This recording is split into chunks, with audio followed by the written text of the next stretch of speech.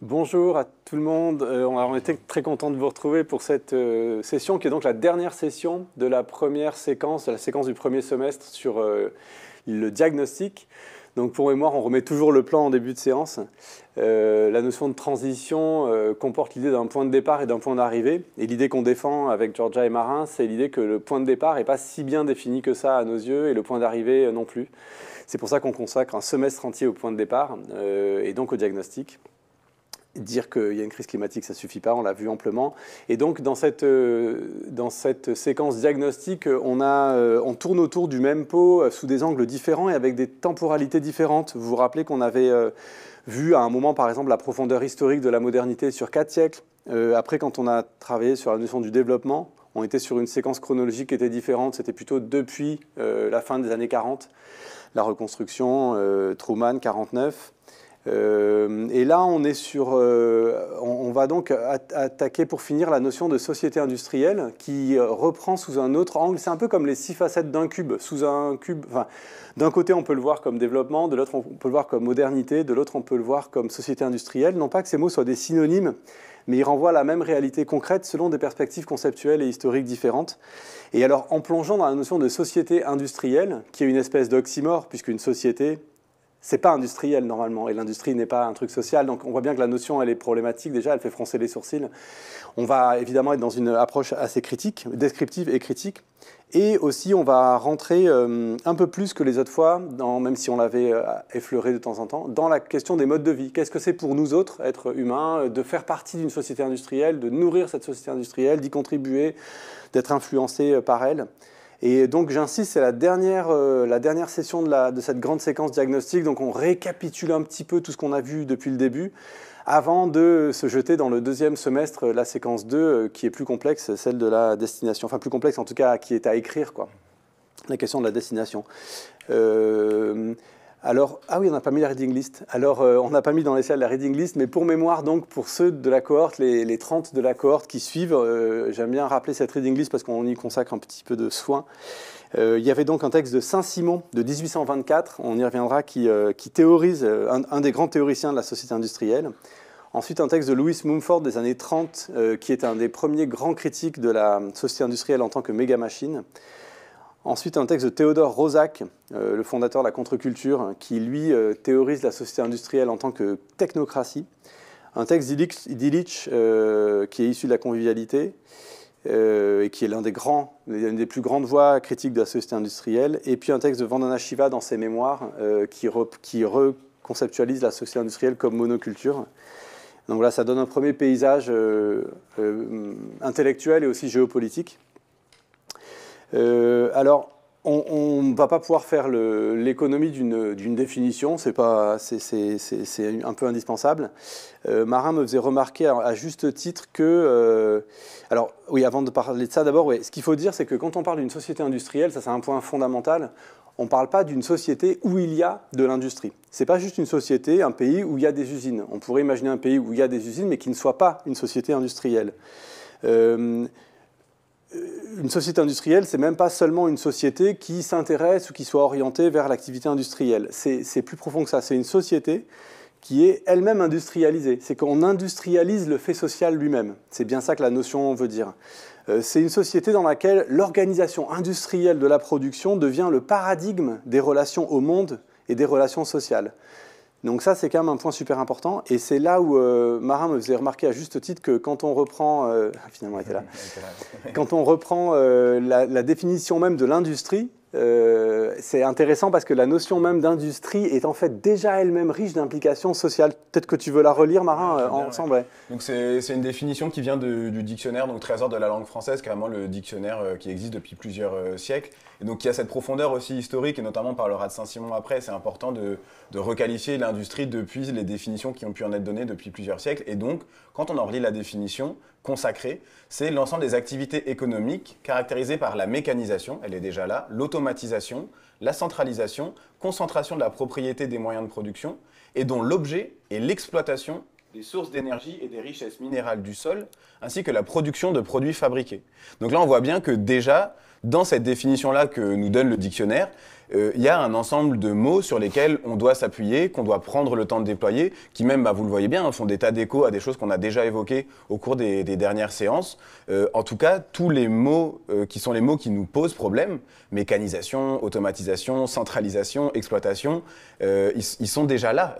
Donc c'est sur ça qu'on va essayer de travailler, peut-être donc en reprenant une sorte de profondeur historique, mais pour vraiment en arriver avec cette séance à des tentatives de description de qu'est-ce que c'est exactement que de vivre à l'intérieur de cette idée d'industrie quand elle nous enserre complètement, quoi. Et donc, ce que veut dire ce que laisse comprendre cette définition qui est hyper intéressante, c'est que l'industrie n'est pas seulement un fait industriel, que l'industrie, dès le départ, est un fait social. Ce qui permet de comprendre pourquoi une société peut elle-même s'industrialiser. Il y a un aller-retour entre société et industrie. Il n'y a pas de société exempte. Enfin, il peut y avoir une société exempte d'industrie, mais il n'y a pas d'industrie exempte de fait social. Et donc, le fait social peut être embarqué dans l'industrie. Là, ce lien-là, il est super intéressant. Alors, avant de partager avec vous de nouvelles références, on voulait se rappeler ensemble qu'en fait, depuis janvier, on n'a pas cessé finalement de tourner autour de ce pot de la société industrielle. On n'a pas cessé de la qualifier. Donc c'est un petit peu un moment de récapitulation, mais on va voir comment est-ce que depuis le début de toute la première séquence, en fait, on n'a pas cessé de qualifier la société industrielle. Alors, c'est une manière de se remettre à la mémoire aussi toutes les choses qu'on a vues ces dernières séances. Et ça fait aussi un petit quiz pour le futur MOOC, genre avez-vous bien vu que nous parlions depuis le début de la société industrielle? Donc je te laisse partir peut-être sur le premier. Je vais bien, premièrement, on voulait revenir sur la notion de développement, de société développée et de la société de l'aide au développement. Donc ça, c'était la séance juste avant celle-ci, la session 5. Donc ce qu'on a vu quand on a parlé de cette notion de développement, qu'on a repris le discours de Truman et toutes les critiques qui ont été formulées après de surdéveloppement, de mal-développement, de post-développement, vous vous en souvenez si vous avez suivi la séance. Ce qu'on voit, c'est que du coup, la société industrielle est en fait la forme sociale de cette modernité occidentale du développement.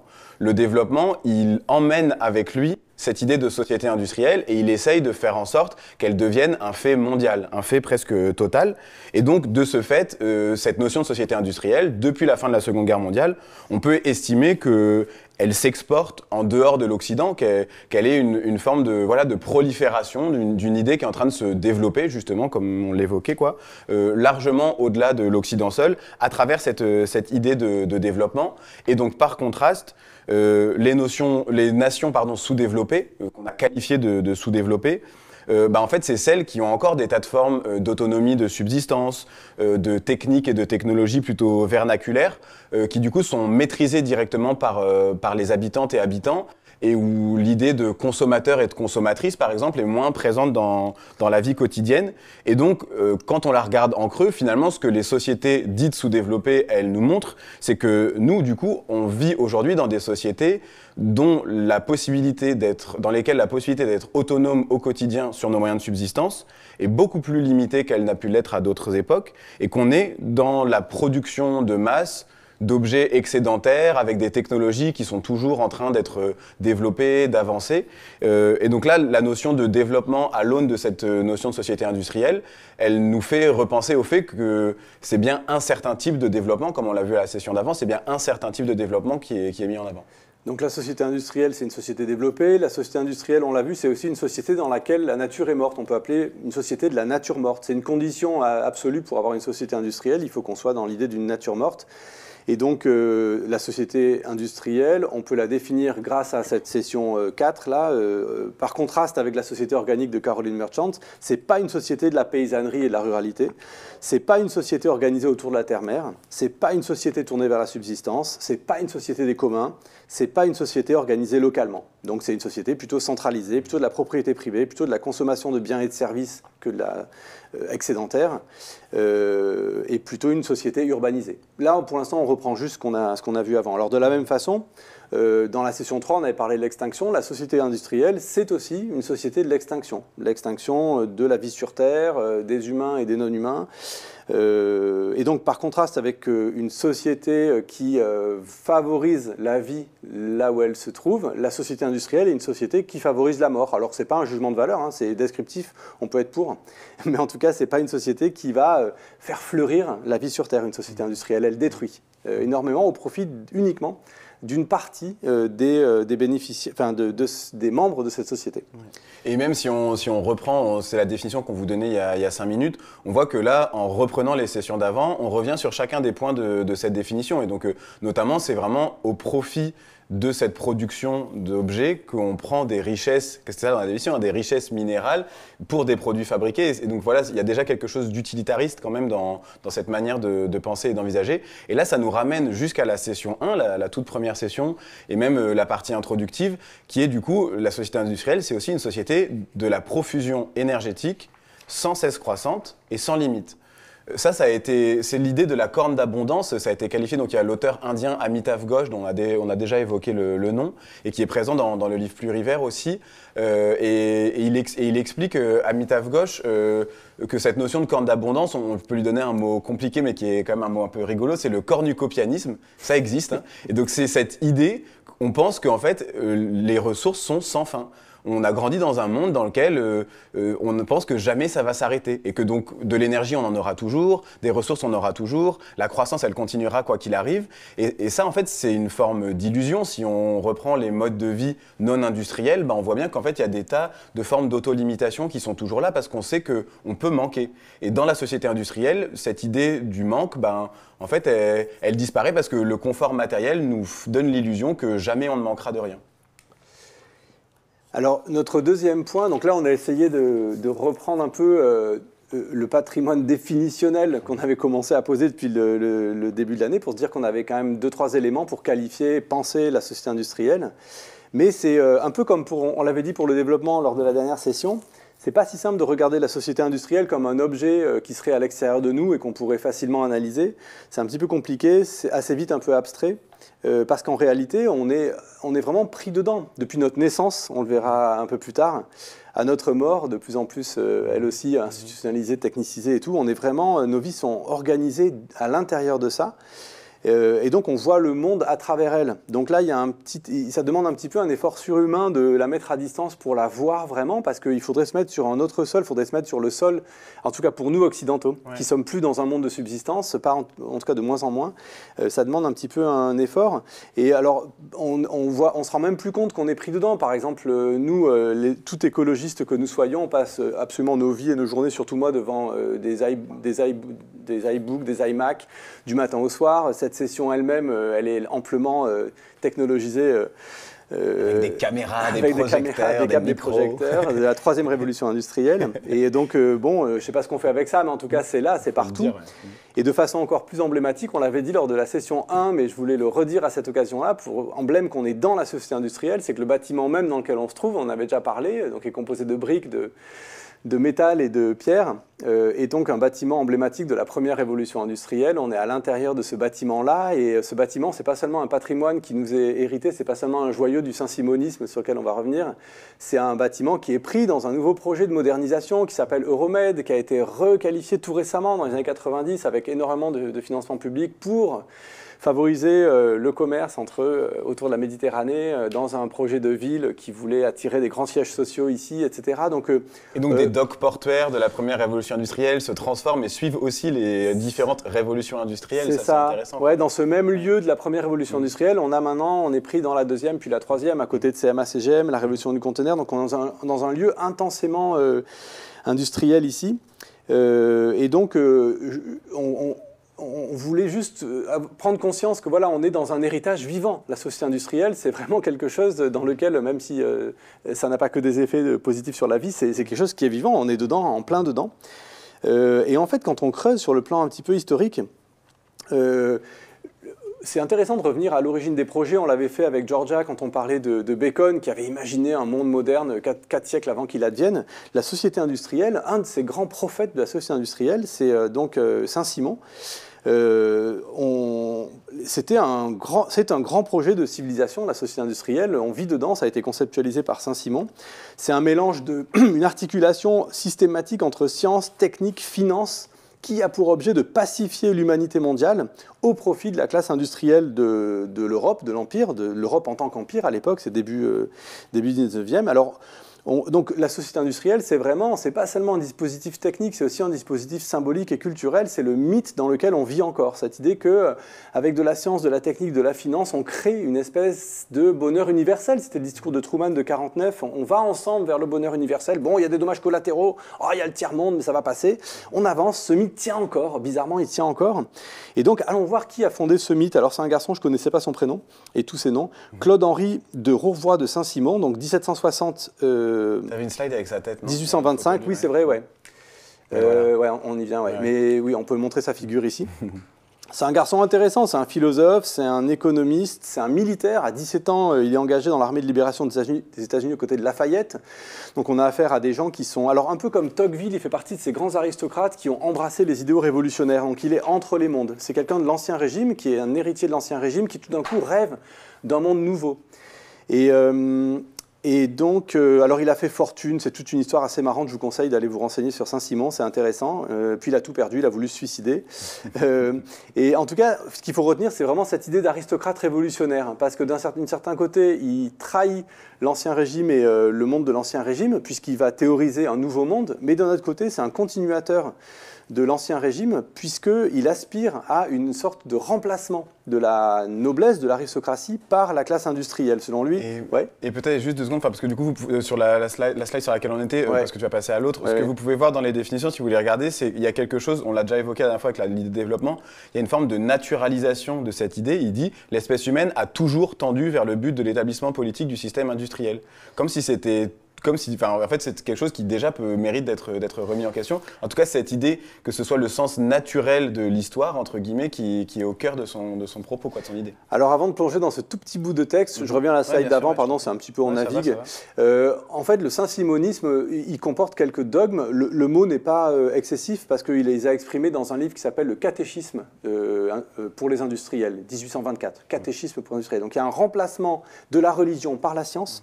Il y a un remplacement de la noblesse par la classe industrielle. C'est vraiment un drôle de truc. C'est une révolution par rapport à l'Ancien Régime, mais en même temps, tout change, rien ne change. C'est assez étrange.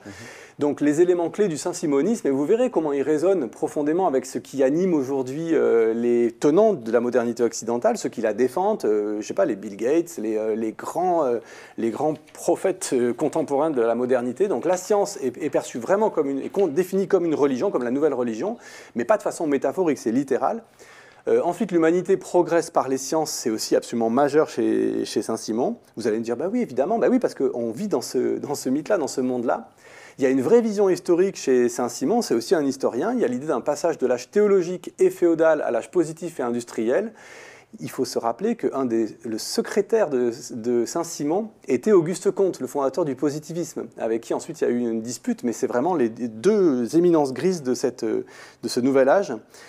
Et ils constatent la suprématie de la classe industrielle, notamment dans la gestion de l'État, qui selon eux était très mal gérée. Il fallait confier l'État aux classes industrielles qui, elles, étaient capables, selon eux, de gérer l'État. Donc les scientifiques et les industriels doivent supplanter la noblesse.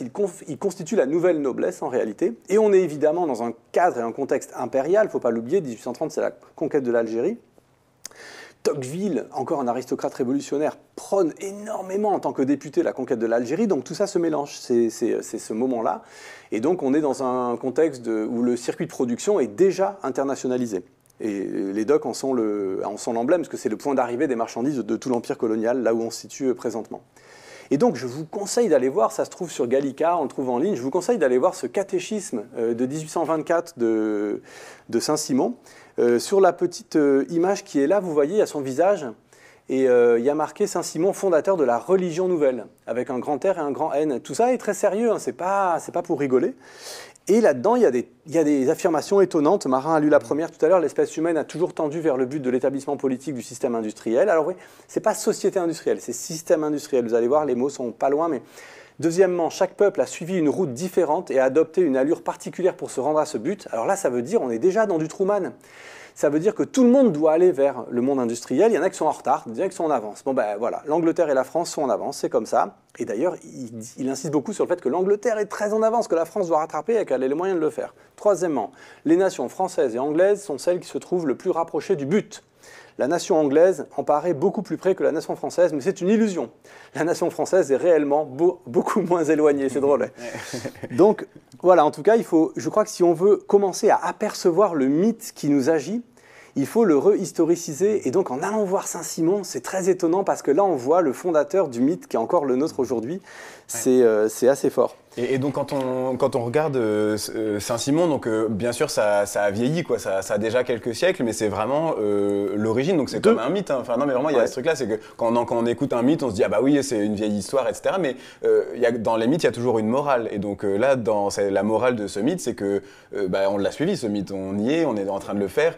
Tout ce qu'il décrit, c'est quelque chose, bien sûr, on peut le critiquer, mais c'est quelque chose qui est advenu. Et donc maintenant, ce qui nous intéresse, c'est de regarder comment est-ce que depuis Saint-Simon, cette idée de société industrielle, en fait, elle a toujours fait face à des tas de critiques, puisque c'est un mythe. Donc pour qu'on se mette tous et toutes à croire à un mythe, il faut qu'il y ait des procédés qui soient mis en place, donc notamment ce fait social industriel sur lequel on va revenir.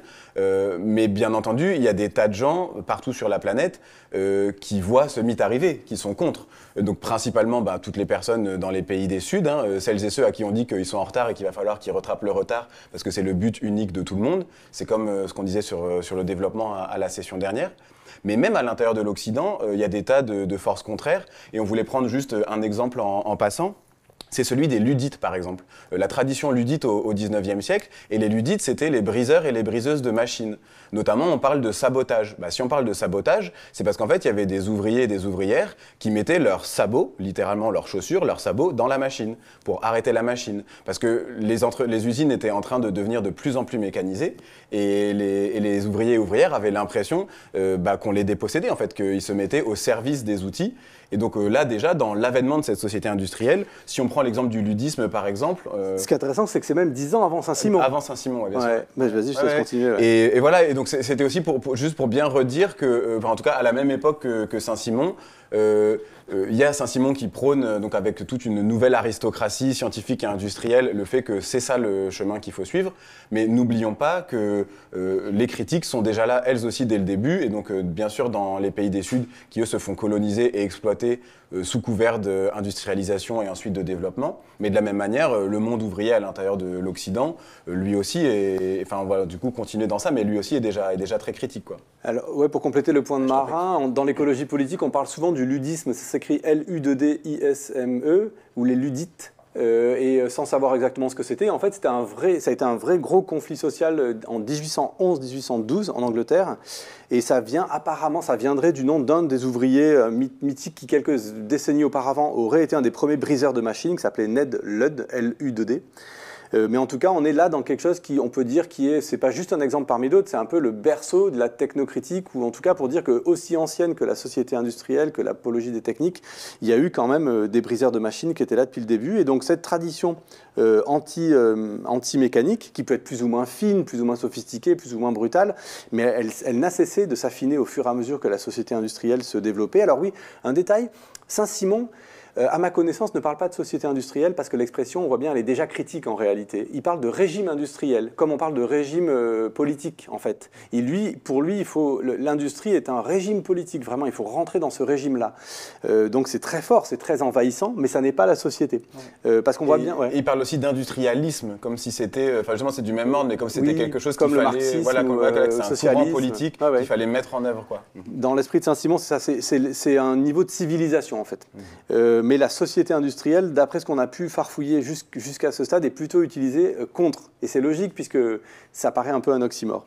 Alors, un des grands critiques, pas forcément le tout premier, mais un des grands critiques de la société industrielle, c'est Lewis Mumford. Alors, Lewis Mumford, c'est donc un historien états-unien, né à la fin du 19e, 1895, qui se caractérise par... Alors, c'est un historien des techniques et des villes, et c'est un grand urbaniste, et c'est notamment l'éminence grise d'un grand mouvement aux États-Unis du début du XXe siècle, qui est le mouvement de la décentralisation de l'aménagement du territoire, qu'ils appellent en anglais le regional planning, donc le planning à l'échelle régionale, qui appelle déjà à l'époque à un âge post-métropolitain. Donc c'est intéressant parce que ça résonne avec ce qu'aujourd'hui Sébastien Marot, philosophe de l'architecture, invite à un âge post-métropolitain. Pour lui, c'est dans les années 1920-1930. C'est ça, 1930, Technique et civilisation, c'est un des grands livres de Mumford. Alors, Mumford nous intéresse pas seulement par son ancienneté, donc c'était il y a un siècle, son livre, mais aussi parce qu'il nous emmène dans l'archéologie de la société industrielle. Il remonte bien plus loin que la révolution industrielle, il remonte dans l'idée que, en fait, ce qui rend possible la société industrielle, c'est l'existence d'abord d'une mécanisation et d'une machinisation du corps social. Alors on le voit mieux dans la deuxième slide, je vais revenir après à celle d'avant. Ah oui, non, sauf que c'est pas là. Je ne l'ai pas mise finalement dans les slides. En fait, il dit que c'est pas un jeu de mots de dire que la société, dans les empires, est une méga-machine. La notion clé chez Mumford, c'est la méga-machine. Et pour lui, la méga-machine, c'est pas un dispositif technique extérieur. Avant toute chose, c'est une façon d'organiser la société. Il dit que ce n'est pas un jeu de mots d'appeler la société méga-machine si on considère que la définition d'une machine, c'est, je cite, une combinaison de pièces résistantes, chacune spécialisée dans une fonction, fonctionnant sous le contrôle de l'homme pour utiliser de l'énergie et effectuer un travail. Il dit, dans une société impériale, comme l'Égypte ancienne par exemple, la grande machine de travail était à tous égards une véritable machine, d'autant plus que ses composants, bien que constitués d'os, de nerfs et de muscles humains, donc d'esclaves ou de gens plus ou moins esclavagisés, étaient réduits à leurs éléments mécaniques nus et rigidement standardisés pour l'exécution de leurs tâches limitées. Et donc, une phrase clé de la pensée de Mumford, c'est « La mécanisation des hommes a longtemps précédé la mécanisation de leurs instruments de travail ». Donc là, on remonte encore plus loin que dans l'histoire de la modernité qu'on avait vu avec Caroline Merchant. C'est l'idée qu'il existe une mécanisation, une machinisation du corps social qui remonte à tous les endroits où il y a eu des faits impériaux. Donc l'Égypte ancienne, c'est un bon exemple, c'est vraiment super ancien et très impressionnant par le résultat produit des pyramides.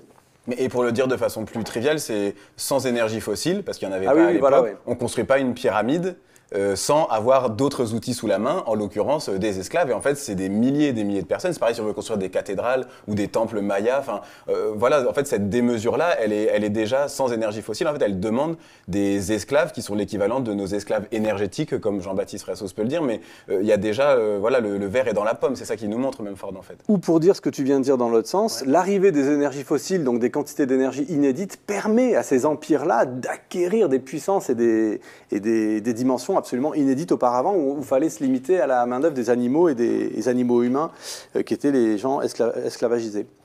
Et donc, alors il y a une citation de Mumford qu'on aimait bien avec Marin, qu'on a sélectionnée parmi plein, où il dit « Les inventeurs des bombes atomiques, des fusées spatiales et des ordinateurs, Pierre-Sylvain, si tu peux la montrer, sont les bâtisseurs de pyramides de notre temps. Leur psychisme est déformé par le même mythe de puissance illimitée. Ils se vantent de l'omnipotence, sinon de l'omniscience, que leur garantit leur science. Ils sont agités par des obsessions et des pulsions non moins irrationnelles que celles des systèmes absolutistes antérieurs, etc. etc. » Ah oui, notamment, pas etc. Et en particulier cette notion que le système lui-même doit s'étendre, quel que soit le coût ultime pour la vie.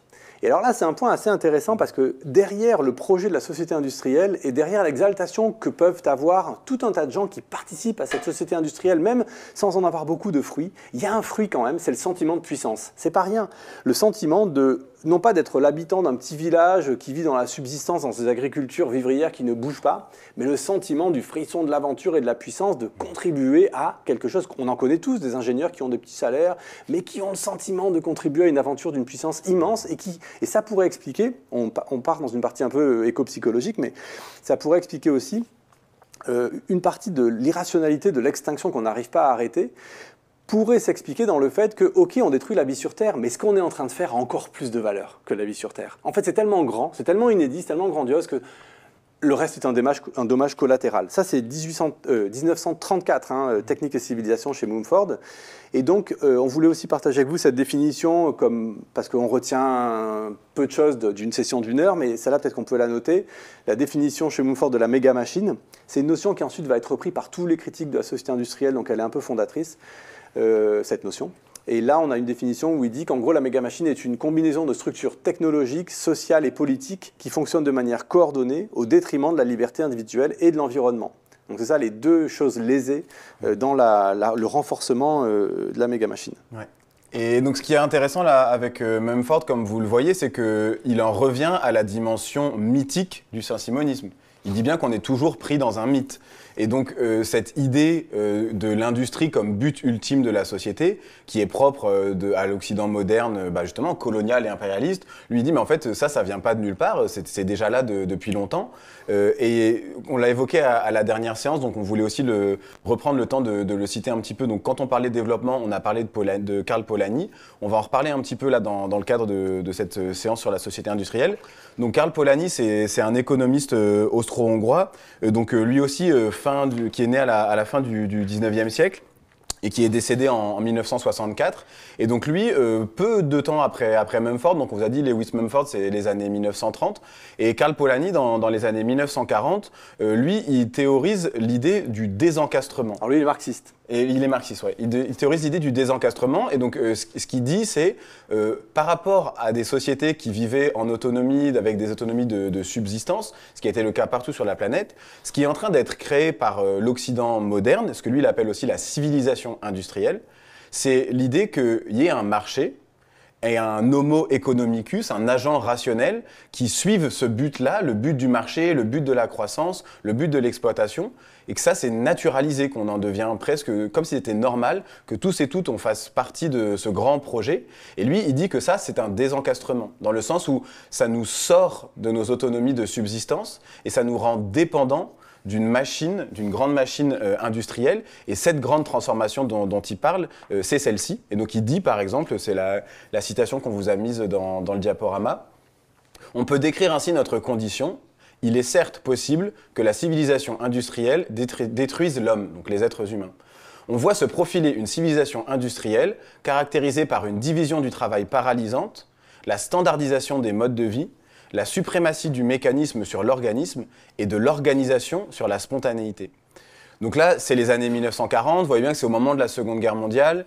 Il y a des tensions qui sont des tensions très fortes aussi entre différents blocs, mais du coup un bloc capitaliste, un bloc plus marxiste, et puis au milieu l'Allemagne nazie qui vient poser des tas de problèmes sur l'échiquier géopolitique. Mais il n'empêche que si on relit cette phrase aujourd'hui, on voit de la même manière que comme quand on relit Mumford, il y a déjà des tas de prémices, de bases sur lesquelles appuyer une critique qui soit elle aussi écologique. Quand on dit que c'est la suprématie du mécanisme sur l'organisme et la suprématie de l'organisation sur la spontanéité, on voit bien que là, on est en train de quitter des logiques qui sont des logiques du vivant, qui sont des logiques, celles multiséculaires qu'ont eu les êtres humains de s'organiser. Et donc, ça nous intéressait de reprendre cette idée, en tout cas, du marché comme quelque chose d'autonome par rapport à la vie de la subsistance et comme un projet à l'intérieur duquel on serait embarqué. Je ne vais pas aller beaucoup plus loin sur Karl Polanyi, peut-être juste redire, parce qu'on a évoqué les Ludites, qu'une des choses sur lesquelles lui, il s'appuie vraiment fortement, c'est la question des enclosures, c'est-à-dire le moment où en fait on a créé la propriété privée, où en fait on a dépossédé toutes les communautés habitantes des communs.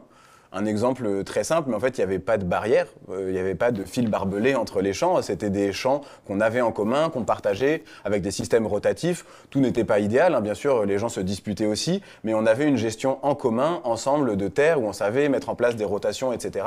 Et donc on voit là, à cette articulation-là, qu'on sent qu'on est emmené dans un projet qui, justement, comme le disait juste avant Mumford, se fait un peu à l'encontre des libertés individuelles et de l'environnement. Alors jusque-là, on parle de choses plutôt livresques, plutôt savantes, d'ailleurs de gens plutôt issus soit de l'aristocratie, soit de la bourgeoisie, qui sont des critiques de la civilisation industrielle. Dans les années 60, il se produit un autre phénomène, c'est celui de la contre-culture, des hippies, entre écologie, Rachel Carson 62, guerre du Vietnam, pacifisme, civil rights, où tout d'un coup, il y a toute une jeunesse, toute une génération qui se lève pour dire que ce monde, cette culture ne lui convient pas. Et il y a un historien de génie qui s'appelle Theodore Roszak, qui est pas assez du tout lu en France, en Europe, à mon avis, qui a à peine 35 ans à l'époque, et qui en 1969 publie un livre qui s'appelle « Naissance d'une contre-culture », dans lequel il théorise le mouvement de la contre-culture qui est en train d'avoir lieu. Donc c'est vraiment de l'histoire immédiate, il est en train de conceptualiser la contre-culture en train d'avoir lieu, et c'est vraiment lui qui a fondé la notion de contre-culture. Et ce qu'il faut comprendre par culture, contre quelle culture est la contre-culture, c'est la société industrielle précisément, qu'il qualifie lui, il la requalifie. Alors il utilise le mot société industrielle, le mot apparaît chez Roszak explicitement enfin, avant il est un peu diffus. mais il la qualifie surtout de technocratie, c'est-à-dire en fait, ça va très bien ensemble, c'est-à-dire que le gouvernement politique par la technique, ça rejoint le régime industriel de Saint-Simon. On est sur des mots qui sont quasiment synonymes, en tout cas au niveau étymologique. Alors, une des définitions qu'on a, il y a plein de définitions dans ce livre Naissance de la contre-culture, publié chez nos collègues des éditions de La Lenteur, c'est un super livre. La technocratie n'est pas simplement une structure de pouvoir exerçant une vaste influence matérielle, elle est l'expression d'un grand impératif culturel, d'une véritable mystique profondément approuvée par la population. Donc on voit que c'est quasiment du Saint-Simon, mais retourné un peu pour le dénoncer. Alors, il théorise beaucoup le fait que ces jeunes Américains, qui sont un peu de la classe moyenne, classe bourgeoise, qui sont en train de faire la révolution, sont bien contre la contre-culture, sont bien contre la société industrielle, pardon, ils consacrent pas mal de lignes à ça, et c'est pas évident. L'événement est en train d'avoir lieu, on en parle dans les radios, les télés, et il est en train d'avoir cette lecture historique. Je peux lire la phrase, sinon c'est pas très intéressant de juste dire ça. Hop. Ironiquement, ce sont les jeunes Américains, les jeunes États-Uniens, avec leur formation radicale sous-développée, c'est-à-dire qui n'ont pas vraiment de formation critique, qui semblent avoir saisi le plus clairement le fait que bien que des urgences immédiates telles que la guerre du Vietnam, l'injustice radicale et la pauvreté extrême exigent une bonne dose de politique à l'ancienne, la lutte primordiale de notre époque est menée contre un adversaire bien plus redoutable, mais bien moins évident, auquel je donnerai le nom de technocratie, une forme sociale plus développée en Amérique que dans n'importe quelle autre société. Donc en gros, ce qu'il dit, c'est notre jeunesse n'est peut-être pas très éduquée, mais elle est tellement prise dans ce bain de société industrielle, de technocratie, qu'elle sent presque instinctivement, physiquement, qu'il y a un truc qui ne va pas. Alors il articule explicitement technocratie et société industrielle. Quand il dit, citation, par technocratie, j'entends cette forme sociale dans laquelle une société industrielle atteint le sommet de son intégration organisationnelle. Alors on y reviendra tout à l'heure. La société industrielle se crée par paliers. Et pour lui, la technocratie, c'est l'apothéose. Ça y est, c'est lorsque vraiment la société industrielle est parfaitement intégrée socialement. Je lis encore Rosac, je l'adore, donc je lis des petits bouts. S'appuyant sur des impératifs incontestables, tels que l'exigence d'efficacité, de sécurité sociale, de coordination à grande échelle des hommes et des ressources, de niveau de richesse toujours plus élevé et de manifestations toujours plus impressionnantes de la puissance humaine collective, la technocratie s'efforce de recoudre les lacunes et les fissures anachroniques de la société industrielle. Donc il l'a décrit comme un truc qui n'a pas de dehors. Elle absorbe la critique, elle arrive toujours à trouver des raisons, répondre aux besoins élémentaires, etc. Elle est la seule solution à tous les problèmes qu'on peut avoir, et même quand elle crée un problème elle-même, elle est à nouveau la seule solution au problème qu'elle a créé. Il y a une espèce comme ça de Truman Show, on n'arrive pas, il n'y a pas de dehors, on n'en sort pas. Et dans son côté envahissant aussi, invasif, qui rentre dans nos vies, qui rentre dans nos têtes, il y avait cette citation-là, ouais. La politique, l'éducation, les loisirs, le divertissement, la culture dans son ensemble, les pulsions inconscientes et même, comme nous le verrons, les protestations contre la technocratie elle-même, tout cela devient l'objet d'un examen et d'une manipulation purement technique. Il s'agit de créer un nouvel organisme social dont la santé dépend de sa capacité à faire battre régulièrement le cœur technologique. Voilà, il y a beaucoup de punchlines chez Rosac et ce qu'il a dit en 69 fonctionne toujours assez bien. Et donc là, ce qu'on voit dans cette partie 3, on avait envie quand même, comme on l'a fait dans les autres séances, quand même, avant de rentrer dans le vif du sujet, de reprendre aussi cette profondeur historique. C'est vraiment ce qu'on a fait depuis le début de ce cours, et parce que c'est aussi cette culture collective qu'on n'a pas forcément pour lire correctement. Et que nous, on n'a pas reçu au lycée ni à la fac. Oui, bien sûr, pour lire correctement les situations. Donc voilà, on vous fait voyager un peu dans les années 30, dans les années 40, là, les années 60. On sait que les références qu'on prend, c'est aussi des références qui sont très occidentales, beaucoup américaines, assez européennes, mais parce qu'en fait, les critiques de la société industrielle qui viennent des Suds à cette époque-là, dans les années 30-40, c'est dur d'en retrouver les traces. Elles existaient forcément, mais je pense qu'elles étaient plus en fait dans les luttes et sur le terrain. Ouais, voilà, il y a peut-être Gandhi. Et une des personnes qu'on voulait évoquer avant de rentrer vraiment dans des descriptions plus concrètes et plus fines, mais je pense que vous allez voir, c'est vraiment les clés de lecture pour qu'on comprenne bien tous et tout ensemble ce qu'on cherche à se raconter. La dernière personne, c'est Ivan Illich. Ivan Illich, lui, c'est plutôt les années 60-70, même on peut dire dans les années 70 vraiment, où il formule ce qu'on a déjà évoqué dans une autre séance, cette question de la contre-productivité. Le fait qu'en fait, cette société industrielle, il y a un moment, donc quand on parle par exemple de technocratie ou de méga-machine, elle atteint un seuil de contre-productivité. Et donc ça, on y reviendra plus tard dans la séance. Ouais. Et voilà, bien sûr, ouais, je voulais quand même le mentionner parce que c'est ça qu'on a évoqué dans les autres sessions. Mais peut-être, tu voulais reparler un petit peu de la vie de Oui, d'Illich, c'est-à-dire voilà. que notre sentiment dans l'exploration de ce patrimoine de critique de la société industrielle, c'est qu'il y a eu, des grandes briques qui ont été posées, on l'a vu avec Mumford, on le voit avec Roszak, mais qu'on revient, plus on lit les autres, plus on revient vers Illich comme ce que j'ai envie d'appeler la critique définitive. Il y a un côté chez Illich où, on va vous expliquer pourquoi, on a le sentiment que là, il y a eu un moment de maturation de la critique qui fait qu'à partir de Illich, la critique devient totale et quelque part irrémédiable, bien que ça fait 60 ans qu'il l'a faite et que la société industrielle bat son plein. Mais il y a quand même quelque chose d'assez abouti dans la critique illichienne. Et je voulais en profiter pour zoomer sur l'être humain, un peu comme on l'a fait pour Saint-Simon. J'aime bien remettre les idées dans le corps et les corps sociaux aussi. Qui sont ces gens-là? Et Illich, c'est particulier, donc 1926-2002. Il est issu d'une famille plutôt aristocratique croate, qui a des liens avec le Vatican. Il était appelé à devenir un très très très grand cardinal ou presque un pape. C'était vraiment ce genre de pédigré. Et alors, il y a des origines juives du côté de sa mère qui s'est convertie, un peu comme Polanyi, je crois d'ailleurs. Et donc, ce garçon se retrouve tout de suite entre plusieurs pays, entre plusieurs langues, parce qu'ils doivent quitter. Il y a une montée d'antisémitisme en Croatie dans les années 30, donc il fuit à Vienne. Et de là, il part en Italie, où il devient résistant. Puis dans les années 50, donc je voulais remettre un peu de chronologie, parce qu'on ne l'a pas toujours en tête. Il part aux États-Unis dans les années 50, il part à Puerto Rico en 56. En 61, à partir de là, c'est le moment vraiment mythique de la vie de Illich où son influence est colossale. Il fonde ce centre de documentation au Mexique qui est son école idéale, l'école de l'homme qui est contre l'école. Donc le CIDOC, c'est un truc qu'on n'a pas fini d'aller explorer ce truc et s'en inspirer peut-être pour faire des choses aujourd'hui. En 69, c'est un moment important, il renonce au sacerdoce, c'est un prêtre qui renonce à la prêtrise, même s'il va rester célibataire. Et dans l'année 70, il publie coup sur coup, on l'avait vu, on y reviendra, 4 œuvres clés qui forment le quatuor de sa critique de la société industrielle. Mais en tout cas, voilà, c'était pour résumer un peu sur le personnage. Et alors là où je trouve que la critique de la société industrielle est un peu définitive et totale chez Illich, et elle récapitule un peu tout ce qu'on vient de dire dans cette partie 3 avec Mumford Roszak.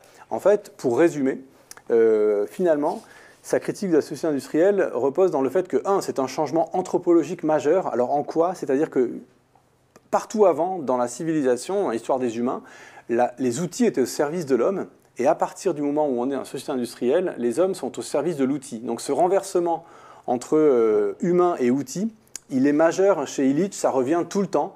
Ce qu'il appelle outil, c'est des choses très variées. Ça peut être cette petite télécommande, ça peut être un hôpital, ça peut être une voiture. L'outil, c'est très large, mais parce que nos objets techniques sont très larges. En tout cas, ce renversement entre humain et outil, il est simple, il est évident, et c'est le premier point de la critique de Illich. C'est pas rien, c'est un renversement anthropologique total. Le deuxième point, c'est que selon lui, la société industrielle a pour inconvénient premier de détruire l'autonomie et la créativité de la personne humaine. Donc là, on suit cette slide, Pierre-Sylvain, si tu veux bien la montrer. Et donc, la dimension de destruction de la personne humaine et du corps social, c'est un point majeur chez Illich. Et dans les années 70, attention, il n'arrête pas de le dire, ça demande du courage d'aller vers cette idée-là. Pourquoi? Parce qu'à l'époque, le monde idéologique et militaire est structuré entre marxisme et libéralisme. Et donc, quand il revendique l'autonomie et la créativité de la personne humaine, il est ni marxiste, comme Polanyi, marxiste hétérodoxe, ni libéraliste, vraiment, il est sur un autre logiciel qui est le personnalisme. C'est un truc qui est apparu dans les années 30 en France, notamment le personnalisme gascon, avec des gens comme Jacques Ellul et Bernard Charbonneau, qui sont des grands théoriciens qu'on aurait pu citer aussi de la critique, de la technocritique. Et le personnalisme est adossé au christianisme. Et donc, on est sur une sorte de troisième voie, ni marxiste ni libérale, cette troisième voie qui est très minoritaire au XXe siècle, même s'il y a Bandung, les non-alignés, et qui devient majeure au XXIe siècle à notre époque. Aujourd'hui, finalement, c'est l'écologie, finalement, la troisième voie. Mais ici, très adossée au personnalisme chrétien, la revue Esprit. Et donc elle est adossée au personnalisme chrétien à sa base, mais elle tire beaucoup plus large que ça, quoi. Pour le coup, c'est pas l'envie de faire une nouvelle religion comme faisait Saint-Simon. Non, par contre, c'est adossé à ça que Illich arrive à dépasser ce dualisme, cette polarité, quoi. Ouais. Cette polarisation très forte des débats. Et la destruction non seulement de la personne, mais du corps social. Illich parle tout le temps en même temps de la personne et du corps social. Ces deux expressions qui sont assez jolies, qui sont typiquement des expressions de Illich. J'insiste parce que Illich crée tout un vocabulaire de critique qui est vraiment riche. Et donc, le fait que la société industrielle détruit le corps social, quelque part, c'est dans l'oxymore même société industrielle, industrialisation de la société, ça veut bien dire destruction du corps social dans ce qu'il a d'organique, le corps, justement. Et quand on dit corps, qu'on est prêtre, il y a le corps, c'est l'incarnation, le corps est esprit aussi, il y a quelque chose là-dedans, comme ça, un héritage chrétien très ancien. Ensuite, un élément majeur de la critique de la société industrielle chez Illich, c'est qu'il pointe et il dénonce en permanence à toutes les pages de son œuvre la disqualification, l'invisibilisation, la dégradation des savoirs non institutionnalisés, non formalisés, des techniques vernaculaires qui, dans la société industrielle, deviennent méprisables, nuls, sans intérêt, non avenus, dangereux, il faut les mettre à la poubelle. Et donc, l'œuvre de Illich est un immense appel à revaloriser ces savoirs non formalisés, ces techniques vernaculaires. Et l'apogée de sa critique, c'est ce que disait Marin au début, c'est qu'en fait, la société industrielle échoue à nous faire atteindre les buts qu'elle est censée nous faire atteindre. Et donc, on a mis inefficacité, mais c'est ce fameux seuil de contre-productivité qui est, selon lui, déjà bien dépassé en 1973. En fait, en 1973, il dit que le seuil de contre-productivité est dépassé depuis 1919 à certaines pages. Donc, on y reviendra tout à l'heure. Et donc, ce qu'il y a de vraiment intéressant chez Illich, et c'est là où il nous fait vraiment, lui, atterrir sur des choses très, très concrètes. Donc là, on sait qu'on est dans l'histoire des idées, mais vous voyez bien que quand même, dans les sous-bassements de cette histoire des idées, ce dont on parle vraiment, c'est des modes de vie quotidiens. Comment est-ce que ces modes de vie-là se transforment. Et donc, ce que Illich nous dit, si on veut le résumer, c'est que, en fait, dans une société industrielle, comme celle dans laquelle on vit, tous les pans de la vie quotidienne sont pris en charge de façon industrielle par des institutions. Et donc, l'école, la santé, les transports, pour tout ça, à chaque fois, on est en fait prise et pris à l'intérieur d'une grande machine. On en revient à cette idée de méga machine que Illich reprend lui aussi. Et donc, par exemple, donc c'est la citation qu'on a mise ici, et après je vais l'expliquer un petit peu. Cette citation donc, de Némésis médicale, je reviendrai sur ce livre. Mais donc en 1975, Illich il écrit « Dans une société sur-industrialisée à ce point », donc ça nous rappelle les idées de surdéveloppement qu'on évoquait à la séance précédente, dans une société sur-industrialisée à ce point, les gens sont conditionnés à obtenir des choses et non à les faire. Et tous et toutes, on est à l'intérieur de sociétés dans lesquelles on se fait conditionner à obtenir des choses et non plus à les faire. On ne dit pas que c'est la réponse définitive à tout, mais c'est la lecture que Illich il en fait. Et il dit ce que les gens veulent, c'est être éduqués, être transportés, être soignés, être guidés, et non plus apprendre, se déplacer, guérir, bref, trouver leur propre voie. Ça, c'est une vraie question épineuse, politique, de celle de nos autonomies véritables pour des questions de subsistance. Aujourd'hui, dans les sociétés industrielles, si on veut se déplacer sans utiliser la société industrielle, si on veut se soigner sans utiliser la société industrielle, si on veut s'éduquer sans utiliser la société industrielle, c'est extrêmement compliqué. Ce qui veut dire que la société industrielle s'insère dans notre rapport à nous-mêmes. C'est le rapport à soi qui vient se décoller. Le soi devient industrialisé. Il y a quelque chose là d'extrêmement intime. On rentre dans un truc... c'est quasiment les conséquences, l'industrialisation de la psychologie presque. Enfin, il y a quelque chose là de... Et un exemple que prend Illich, donc on vous a dit, il a travaillé sur l'école, il a travaillé sur les transports, mais là, dans le livre dont la citation est issue, Némésis médicale, il s'intéresse au système de santé industriel. Il dit aujourd'hui, on vit dans les sociétés industrielles, les systèmes de santé sont eux aussi industrialisés. Pour qu'un hôpital existe, un grand hôpital, un centre hospitalier, il faut bien que ce soit industriel. Il y a des machines, il y a des routes qui nous y amènent pour que ça circule, pour que les ambulances puissent amener les gens. Et du coup, il y a des lits qui sont médicalisés, il y a des médicaments. Il décrit tout ce grand système-là. Il dit, mais du coup, à l'intérieur de ce système médical, où sont les autonomies individuelles véritables pour se soigner ? Si on compare par exemple au fait d'aller cueillir les plantes médicinales qui nous permettent d'aller mieux, le rapport au monde est plus du tout le même. Et donc c'est ça qui pointe. Et une chose que je voulais aussi éclaircir, c'est le titre Némésis médicale est un titre complexe, mais c'est qu'en fait Némésis, c'est une déesse grecque. C'est la déesse grecque de la juste colère, la déesse de la vengeance. Et en fait, c'est la déesse de la vengeance pour les humains qui rentrent dans des modes de vie déséquilibrés, dans la démesure. Ce que les Grecs, ils appelaient l'hubris. Et à partir du moment où il y avait des humains qui se croyaient plus forts que les autres êtres humains, qui dépassaient les lois de la société humaine, la déesse Némésis, elle venait pour se venger. Elle avait sa juste colère qui permettait de remettre les êtres humains tous et toutes au même niveau. Donc c'est la mythologie grecque, mais lui ce qu'il dit c'est qu'en fait aujourd'hui, le système de santé par exemple se retourne contre lui-même et en vient à créer des tas de maladies qui n'existaient pas quand le système de santé industrielle n'existait pas. Alors par exemple, les maladies chroniques. Vas-y, les maladies chroniques. Les maladies nosocomiales, c'est l'exemple, ouais. un exemple parfait de némésis médicale, puisqu'on crée un hôpital pour guérir les gens et à l'intérieur viennent se développer des virus et des bactéries qui sont inguérissables. Voilà, donc on rentre avec Illich aussi sur des exemples très pratiques. C'est pareil, il fait exactement la même chose sur l'école.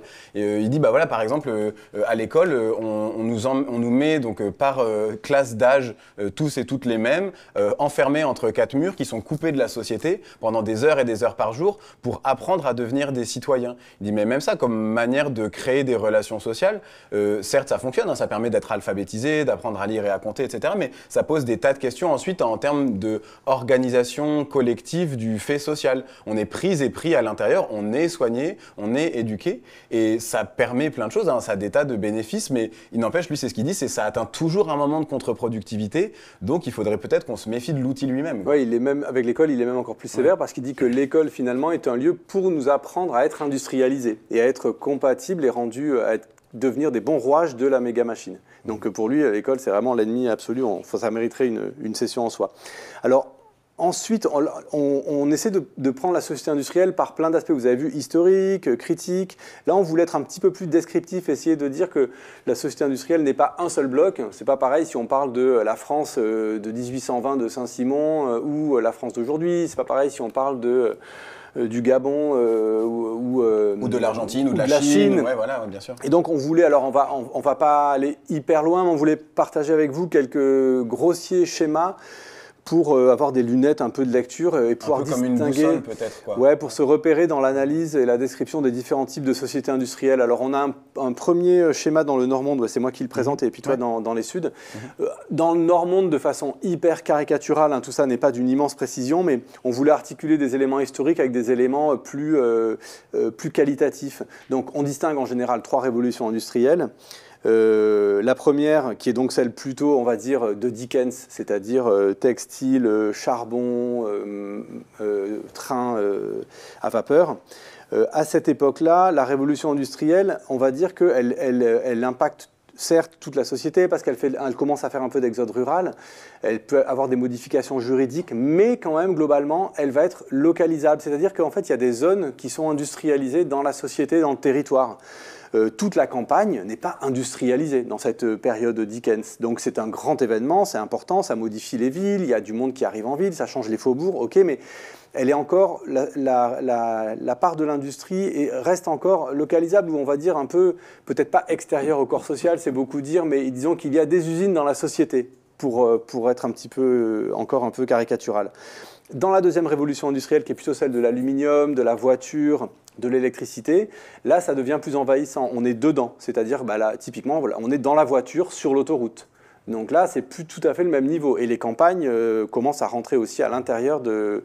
Les campagnes sont industrialisées elles-mêmes. Donc Et parce que l'agro-industrie se met en place. C'est-à-dire que c'est aussi l'arrivée des tracteurs, c'est des intrants chimiques. Là, du coup, même les campagnes elles-mêmes se mettent à rentrer dans le jeu de la société industrielle. Alors qu'à l'époque de la première révolution industrielle, on pourrait assez facilement imaginer une vie où on vit encore dans un petit village, dans les montagnes, à l'abri des usines, et on continue à vivre dans le monde d'avant. Là, on est dedans, on ne peut plus vraiment. Les campagnes sont industrialisées.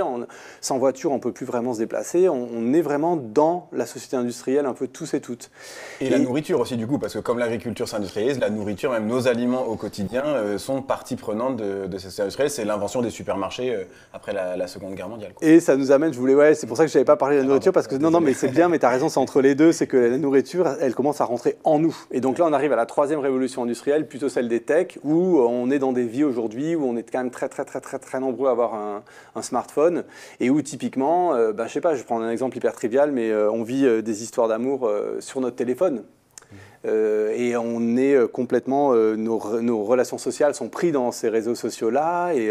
Et donc là, à ce stade-là, la révolution industrielle, elle est vraiment, elle rentre, enfin, la dimension industrielle de la société nous rentre vraiment à l'intérieur par la nourriture physiquement et socialement, par l'intime, même jusqu'au sentiment. Enfin, on est vraiment totalement pris à l'intérieur. Donc, c'est pas un schéma absolu, mais c'est pour dire qu'à partir de là, ça concerne le Nord-Monde. On voit que la plupart des pays passant par ces 3 phases, on peut distinguer une phase où la révolution est dans l'industrie est dans la société, c'est nous qui sommes dans l'industrie, et puis après, carrément, l'industrie est en nous, quoi. Et peut-être un dernier exemple aussi, c'est celui, par exemple, des pratiques culturelles, des loisirs, du sport, etc.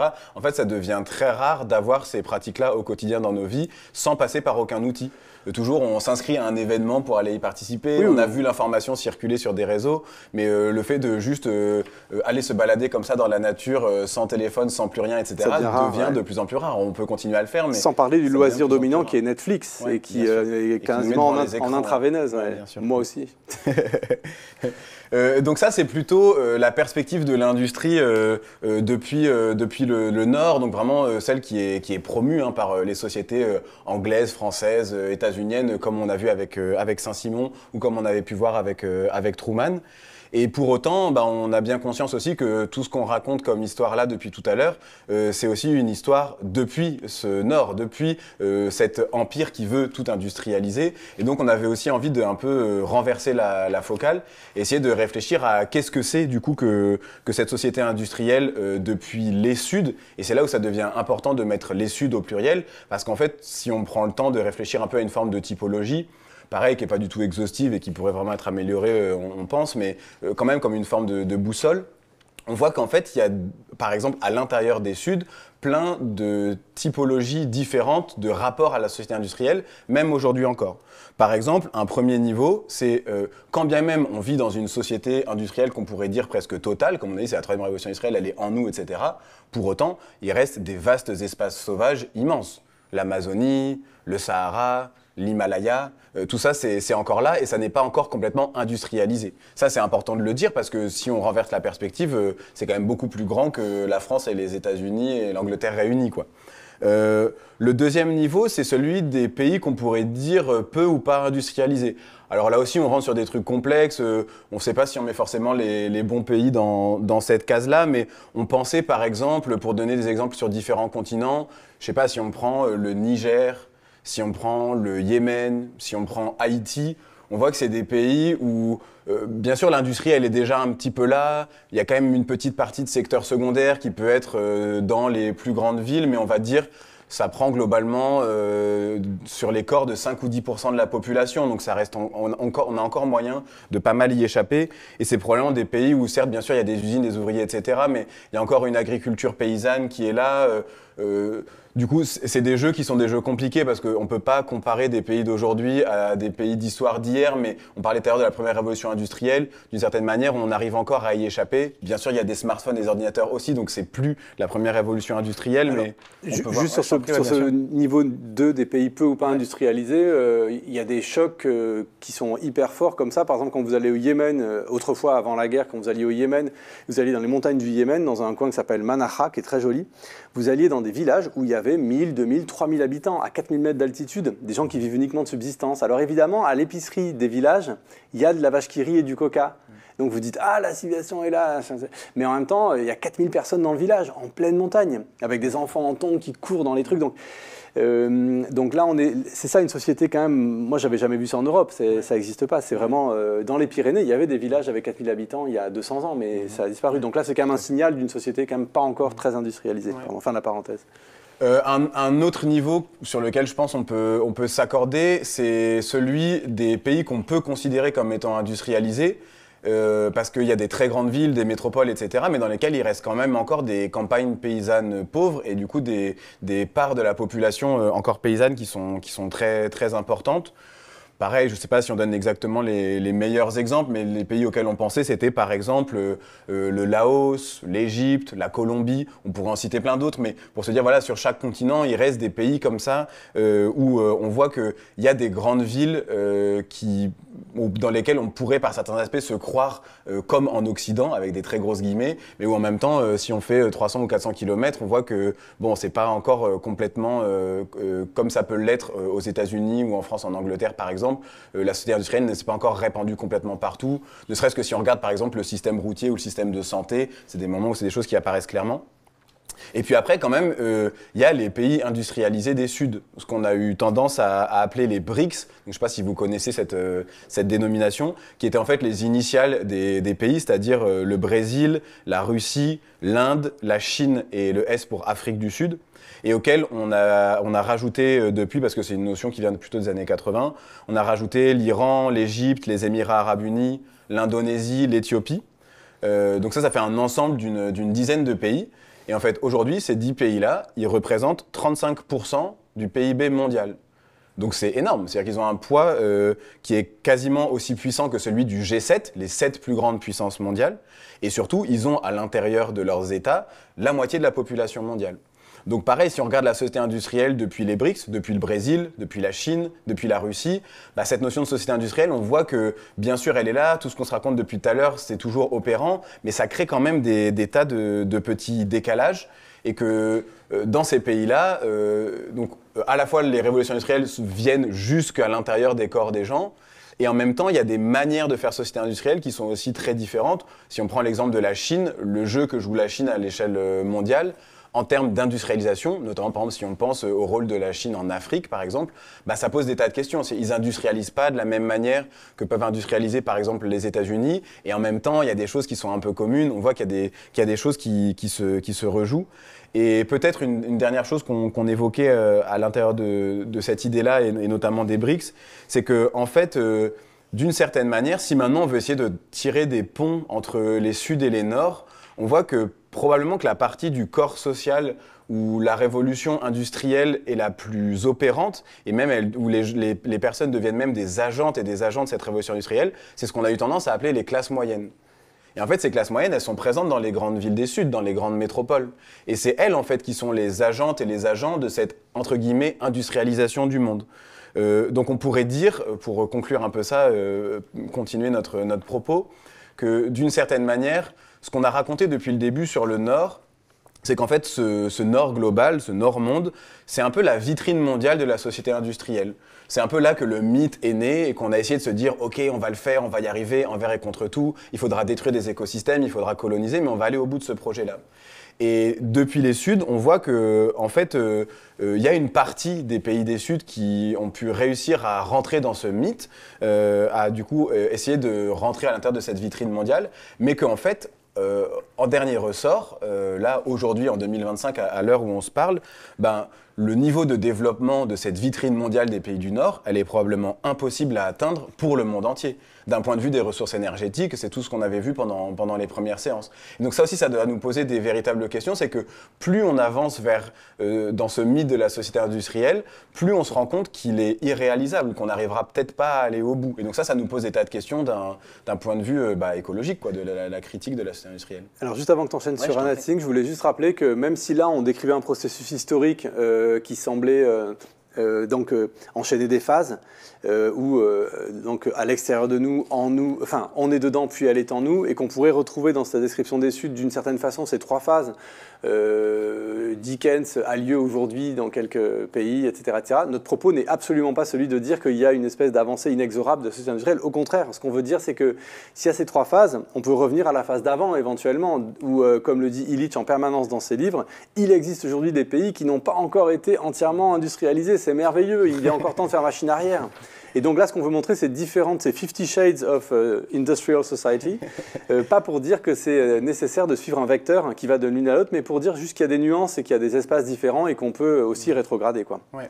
Et un dernier exemple qu'on voulait prendre par rapport à ça, avant de vraiment ensuite rentrer sur la question des modes de vie et d'essayer de se parler un peu d'exemples concrets et quotidiens, c'était vous parler un petit peu de l'Atlas Féral. On l'a déjà évoqué à la séance précédente.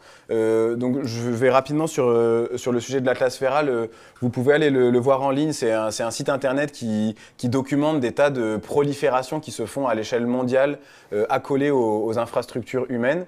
Et avec Wild Project, on va en sortir une version en livre après l'été.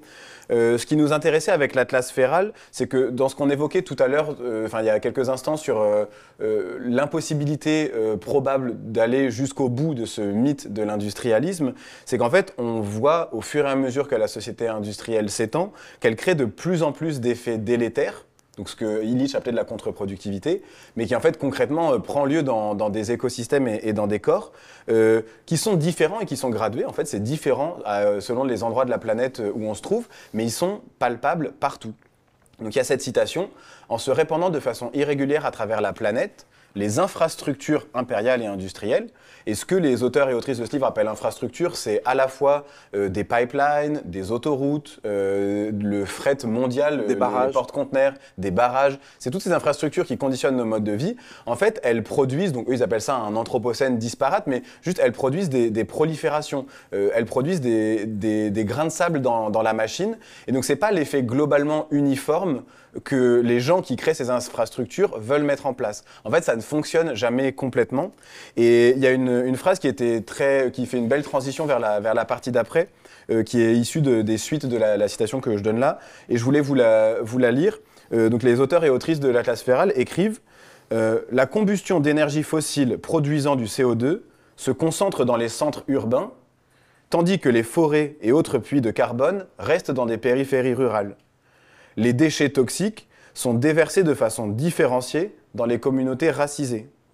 Usines contre forêts, privilégiés contre vulnérables, voici quelques-unes des différenciations écologiques à travers lesquelles les infrastructures nous permettent d'analyser autrement le monde dans lequel nous vivons actuellement. » Et donc, ce qu'il y a d'intéressant, c'est que là, ce qu'on propose quand même, c'est un enjeu qui n'est pas anodin, c'est de regarder l'industrie par ses infrastructures.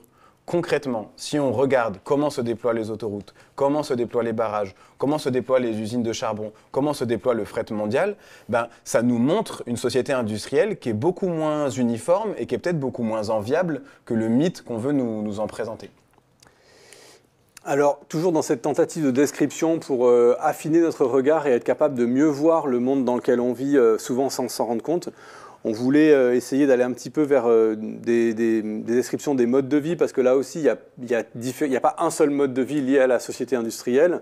Si on fait des grandes boussoles, comme dit Marin, pour s'orienter, il y a effectivement ce style de vie qu'on pourrait appeler métropolitain, qui est un style de vie très globalisé, donc de métropole en avion, qui correspond plutôt, en termes de classe sociale, à la bourgeoisie et qui est vécu comme quelque chose de privilégié.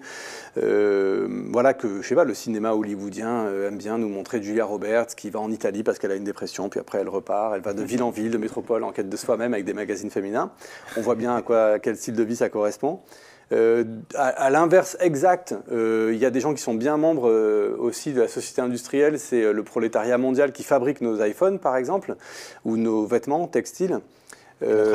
Notre alimentation, ouais. Donc ça, c'est le style de vie plutôt de la main-d'œuvre, à l'autre bout du spectre, loin de nous, on ne les voit pas. Eux, ils nous voient, ils aspirent souvent à notre mode de vie, mais donc dans cette espèce de mondialisation de la lutte des classes, les ouvriers et les paysans des Suds et des Nords, parce qu'il y en a aussi dans les Nords. Différemment, mais ils sont présents dans les deux cas, quoi.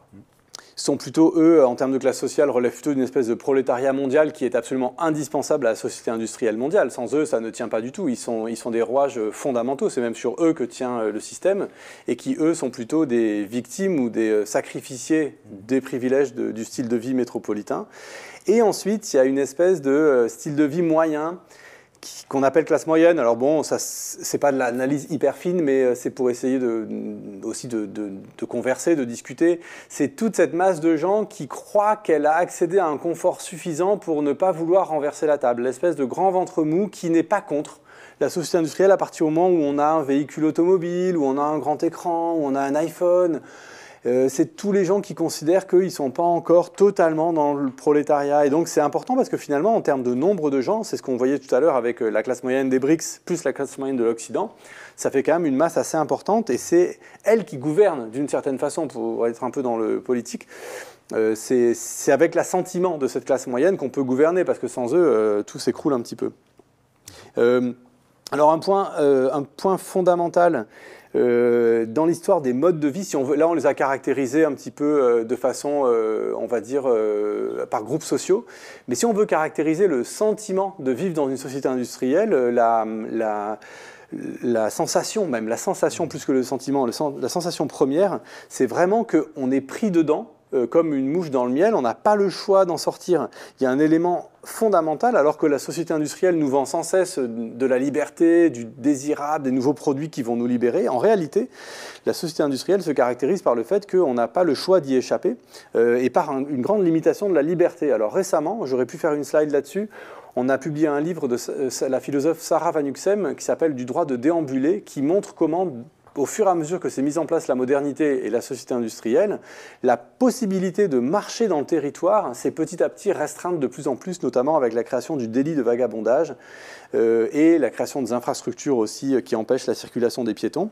Donc c'est un exemple un peu trivial, mais en fait la possibilité de marcher à pied était bien plus grande dans le royaume de France au XVIe siècle, mais bien plus grande qu'aujourd'hui. Donc vivre dans une société industrielle, pour le dire de façon caricaturale, c'est vivre dans une société où marcher physiquement, avec ses pieds, dans le territoire, devient extrêmement compliqué, à la fois sur le plan légal, et à cause de la fermeture des communs, et sur le plan physique, puisque tout est fragmenté partout par des routes qui sont des outils de mobilité qui empêchent la mobilité physique.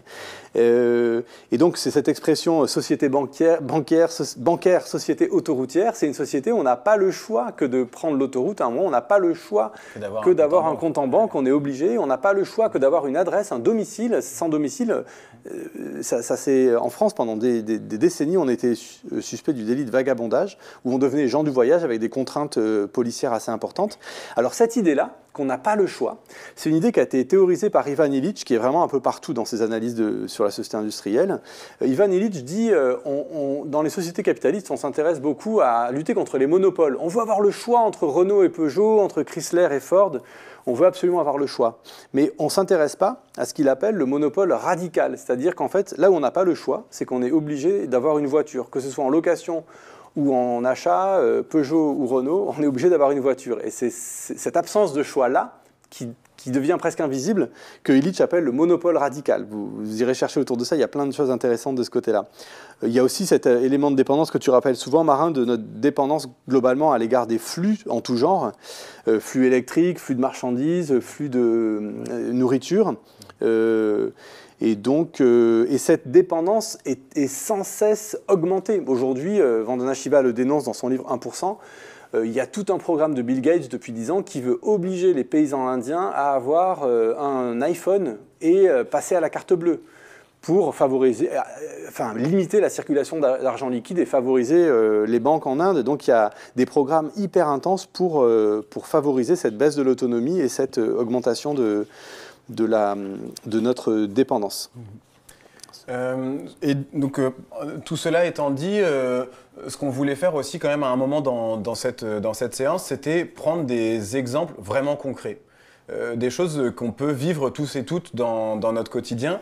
Et c'est vraiment des exemples qu'on met en discussion parce que selon d'où on vient, selon le pays qu'on habite, selon nos métiers, en fait, ces choses-là, elles sont différentes, mais vous allez voir que quand on les décrit, on est tous et toutes pris et prises à l'intérieur des mêmes problématiques. Le premier exemple qu'on voulait prendre, donc les 3 exemples qu'on va prendre, c'est celui de l'accouchement, celui de la voiture et celui du smartphone. Donc c'est des choses qu'on vit tous et toutes aujourd'hui encore. L'accouchement médicalisé. Oui, médicalisé, pardon, ouais, bien sûr. Je vais y revenir. Mais vous voyez bien que c'est des faits sociaux qui sont apparus les uns après les autres et que nous, aujourd'hui, les 3, on vit encore. Ouais, je les ai appelés outils au sens de Illich, mais c'est vrai que c'est pas... Bien sûr, non, mais c'est intéressant. Donc voilà, le premier exemple qu'on voulait prendre, c'était notamment celui, donc, en revenant à cette idée de némésis médicale de Illich qu'on évoquait tout à l'heure, la question médicale, la question du système de santé à l'intérieur d'une société industrielle. Et donc si on reprend l'exemple de l'accouchement, eh bien, dans une société industrielle, accoucher, ça se fait de façon normative et donc presque systématique, en tout cas systémique, de façon médicalisée. Il y a un corps de médecins et d'infirmières, un système de santé qui nous accompagne dans l'accouchement. Là où c'est intéressant, l'idée d'accouchement comme exemple, c'est que c'est quelque chose de biologique, c'est la base de la vie, c'est la reproduction, et c'est des choses que les êtres humains font depuis la nuit des temps. On a passé la majorité de l'histoire de l'humanité à accoucher sans aucune aide médicale. Il y avait par contre des savoir-faire qui étaient des savoir-faire locaux liés à la subsistance, donc notamment ceux des sages-femmes, des plantes médicinales, etc. Mais il n'y avait pas un corps institué de médecins, d'infirmières qui avaient été formés pour ça et qui venaient prendre en charge votre accouchement. Avec des outils techniques comme le forceps. Voilà, par exemple, typiquement. Et donc... à la fois, bien entendu, l'arrivée de la médicalisation de l'accouchement, ça permet, entre guillemets, ce qu'on pourrait appeler avancée sociale, entre guillemets. parce que du coup, ça permet de réduire d'un certain niveau la mortalité infantile. Ça permet aussi de réduire souvent la mortalité des mères. C'est-à-dire que quand les accouchements se passent mal, ça permet d'amener un certain filet de sécurité. Mais dans le même temps, on voit aussi que le fait d'aller accoucher à l'hôpital, ça veut dire en fait d'organiser la reproduction de la vie en dehors de la société même, mais d'aller dans des lieux qui sont vraiment dédiés à ça et où il y a des pratiques qui nous sont imposées, hein, quand bien même on donne vie et c'est souvent des moments qui sont magnifiques, mais il n'empêche, ça pose tout un tas de questions sur le choix véritable qu'on a dans comment on accouche. Et donc de ce point de vue-là, on pourrait dire qu'il y a une sorte de accaparement technique de la manière dont on accouche. On a moins la possibilité d'accoucher comme on veut si on compare à des possibilités qui sont en dehors de la société industrielle. C'est ni bien ni mal, mais on pense que c'est quand même important de le décrire parce que ça, c'est ce qu'on appelle des enjeux biopolitiques. C'est-à-dire que c'est les moments où la politique vient vraiment déterminer comment est-ce qu'on vit avec nos corps et comment est-ce qu'on les reproduit. Alors, il nous reste 5 minutes pour tout faire, donc okay. Je pense qu'il va falloir qu'on accélère tout la suite. Donc alors le deuxième exemple, c'était la voiture. C'est un exemple d'un outil qui est complètement envahissant, qui a modifié la surface de la Terre depuis les années 50. On va très vite là-dessus, mais vous voyez bien que le marin a compté avec ses petits doigts 21 millions de kilomètres de route sur la Terre. Il y a en France un véhicule pour 2 habitants, on a 37 millions de véhicules en France, on a 1 million de morts chaque année. Là aussi, sur l'action de la santé, c'est important, il y a 1 million de morts chaque année à cause de la circulation automobile qui ne sont pas perçues par le public comme des morts scandaleuses. Imaginez s'il y avait 1 million de morts par an à cause d'attentats ou à cause d'un virus. On serait tous, mais alors, vent debout. Mais non, c'est des morts de l'automobile, c'est pas grave. C'est des morts qui sont industriellement OK. Quelque part, c'est des dommages collatéraux d'un objet qui est central, qui est sacré dans la société industrielle. Donc la voiture, c'est un objet, on est à l'intérieur, elle est en nous, c'est devenu complètement... Elle est centrale dans les 30 Glorieuses, c'est la voiture qui fait que le pétrole augmente, que les 30 Glorieuses, la croissance augmente pendant 3 décennies. On est sur un objet, il y a eu un documentaire sur Arte récemment que je vous recommande, je mettrai dans le Padlet.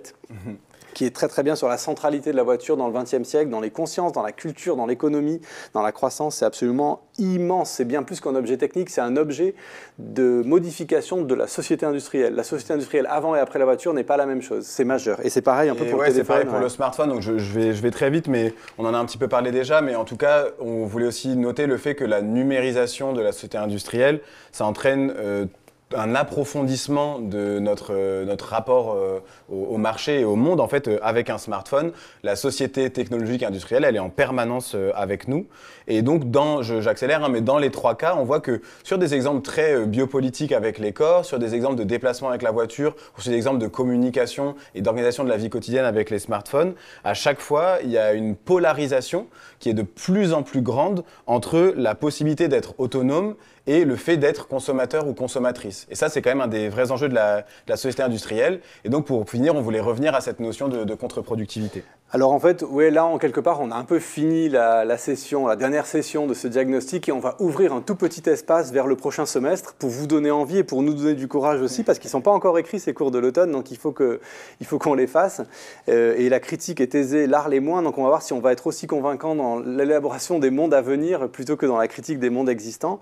Alors dans cette partie-là, peut-être qu'on va passer sur la synthèse, parce qu'on a déjà vu, et le seuil contre-productivité, mais aller directement sur notre grand guide Illich. Lui, quand il parle de la sortie de la société industrielle, donc la sortie de cette contre-productivité, lui, ce qu'il dit toujours, c'est la recherche de l'équilibre. C'est-à-dire, c'est jamais un retour en arrière. Il dit toujours, c'est pas une rétroaction, c'est pas une révolution non plus, parce qu'il n'est pas dans le marxisme. Et donc, lui, il dit, c'est un équilibre. Et donc, c'est assez intéressant parce que j'ai fait une espèce de nuage de mots, des expressions qui m'ont le plus touché dans la lecture de La convivialité de Illich, qui est vraiment la plus belle synthèse d'une centaine de pages que je vous recommande à tous et toutes cet été à lire, en plus de Amitav Ghosh. Donc, quels sont les mots avec lesquels Illich nous emmène vers ce deuxième semestre, vers celle parallèle de ce que nous on appelle les sociétés écologiques. Lui, c'est pas un mot qu'il utilise, mais par contre, ce que nous on appelle société écologique, c'est vraiment ce que Illich pointe du doigt dans ces sociétés conviviales, comme il dit, ou dans les sociétés post-industrielles. Tout ce qui est entre guillemets, c'est vraiment des citations à lui. Il parle de diversification des modes de production. Il ne dit pas qu'il faut arrêter de produire des choses industrielles. Par exemple, il adore le roulement à billes. Enfin, il considère qu'avec le roulement à billes, on pourrait faire une société vraiment heureuse, parce que le roulement à billes, on fait du vélo, et le vélo, c'est la vitesse maximale qu'on peut atteindre dans une société conviviale et saine, et on peut le réparer tout seul, son vélo. Donc pour lui, il faut garder des usines à roulement à billes. Mais il faut revaloriser les modes de production non industriels. Il parle de inversion du rapport de l'humain à l'outil. Quand il ne parle pas de révolution, il dit « Ah, le grand soir de l'inversion va arriver ». L'inversion, la mutation soudaine. Et donc, c'est important qu'on aille un petit peu vers ça, on aura vraiment le temps de développer, mais il y a une page que je voulais vraiment partager avec vous. Quand il imagine ce moment de l'inversion, de la mutation soudaine, il décrit ça. C'est un peu comme le grand soir chez Marx. Qu'est-ce qu'il nous vend, qu'est-ce qu'il nous promet? Il nous promet cette mutation soudaine. Pour lui, c'est une mutation de conscience dans la classe moyenne, justement, dans le ventre mou. Il dit une mutation soudaine, ni de l'ordre, ni de la rétroaction, ni de la révolution. Regardez les blancs tourbillons au pied d'une cascade de montagne. Les saisons se succèdent, l'eau surabonde ou s'écoule en un maigre filet. Toujours les spirales d'écume semblent demeurer semblables, mais qu'une pierre tombe au fond du bassin. Et voici le dessin modifié du tout au tout, sans retour. L'éveil de la conscience se produit aussi tout d'un coup. C'est le but de cette session qu'on fait avec l'AFD. La majorité silencieuse aujourd'hui adhère totalement à la thèse de la croissance, 73. Mais nul ne peut prévoir son comportement politique lorsque la crise éclatera. Quand un peuple perd confiance dans la productivité industrielle, et plus seulement dans le papier-monnaie, tout peut arriver, l'inversion devient vraiment possible.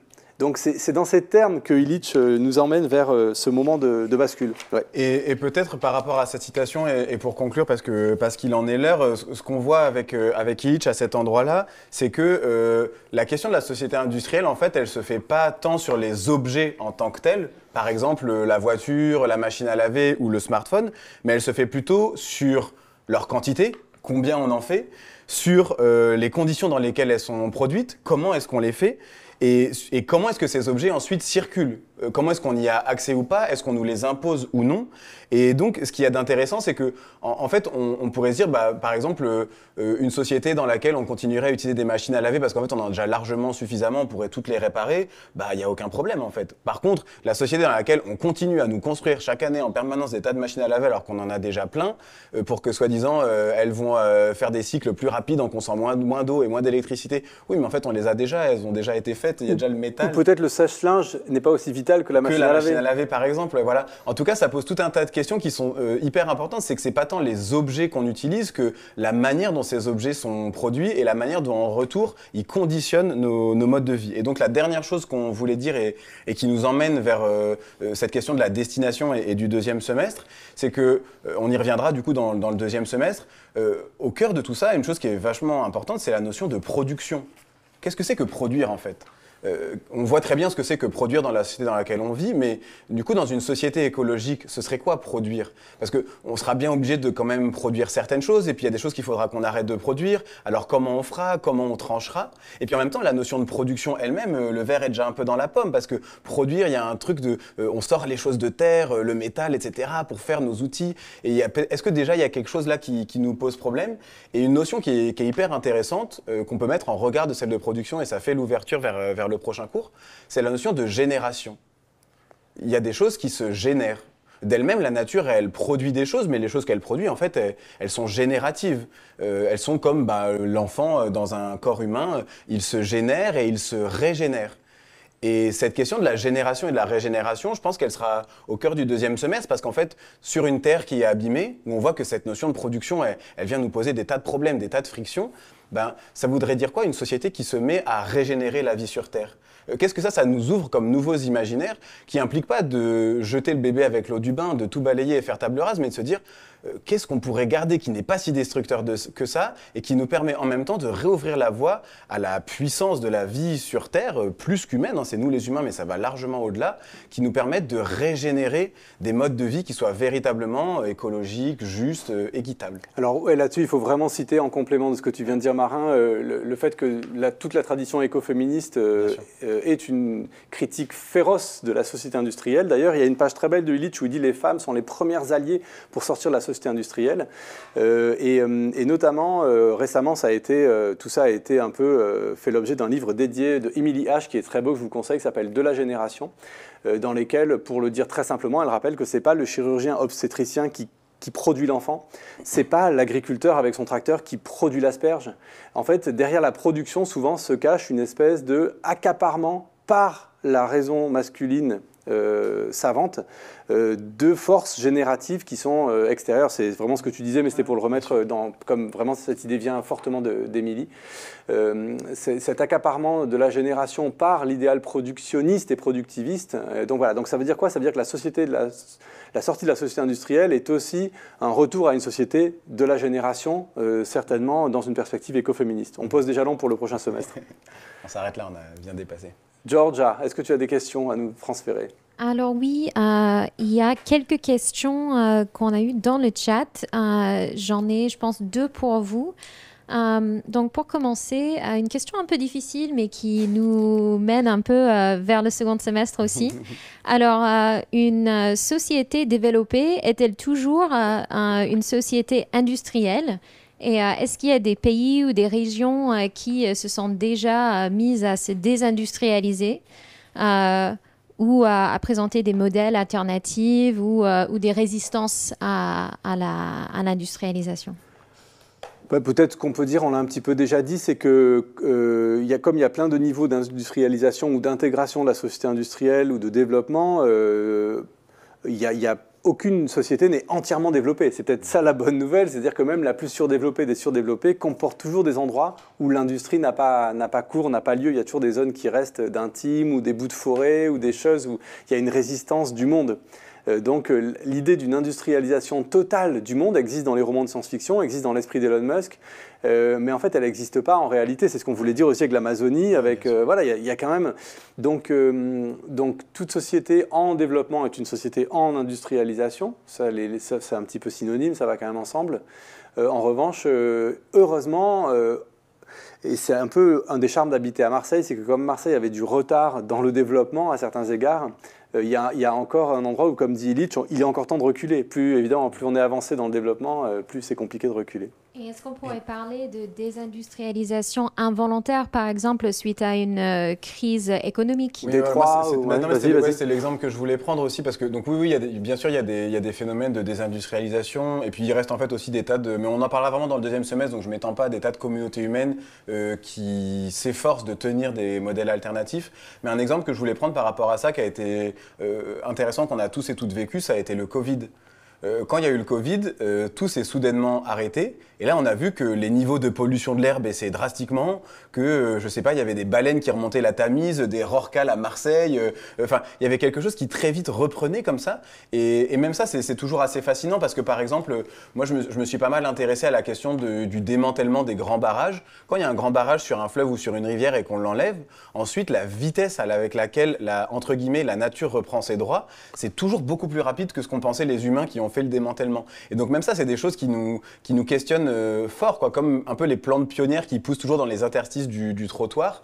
En fait, probablement qu'il y a aussi le maintien d'une certaine vitesse qui empêche cette génération et cette régénération, et qu'en fait, les endroits où on voit que la machine s'enraye un petit peu, à ces endroits-là, il y a des choses il y a des résurgences, quoi, des choses qui reprennent très très vite. Mais je pense c'est une très bonne question qui nous emmène vers le deuxième semestre. On y répondra en long et en large et en travers dans les séances d'après l'été. Ouais.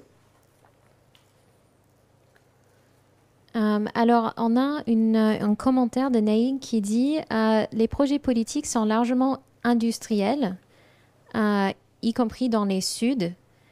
Donc, peut-être un questionnement sur le fait que le développement suit du coup cette logique industrielle et donc il faudrait sans doute développer une autre forme de développement.